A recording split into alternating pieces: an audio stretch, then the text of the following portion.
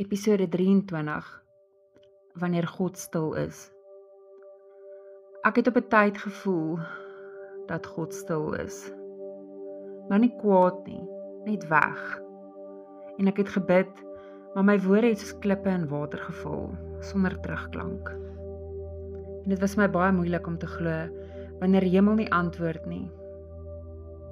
Want dit is maklik om te dink stilte beteken afwesigheid, maar dit is nie waar nie. God se stilte is nie leeg nie, dit is vol betekenis.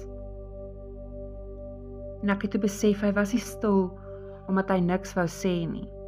Hy was stil omdat ek moes leer luister, nie met my ore nie, met my hart.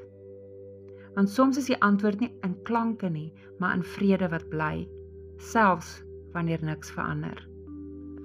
Ek het eers later besef, stilte is die toets van verhouding. As jy net glo wanneer jy iets hoor, is jou geloof afhanklik van gevoel. Maar as jy glo in stilte, is dit liefde. Laat staan en weet dat ek God is. Ek het toe begin verstaan. God het nie van my gevra om te hoor nie. Hy het van my gevra om te vertrou, om in die donker te wag en steeds te weet, hy's hier. En dit is eers toe, dat ek uiteindelik rus in sy stilte. En toe dat ek besef, hy was nog altyd besig om te praat, net nie in my taal nie.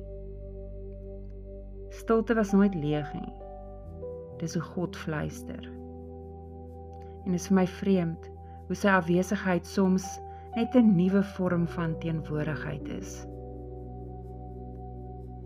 Wat as sy stilte nie 'n afstand is nie, maar 'n uitnodiging om nader te kom?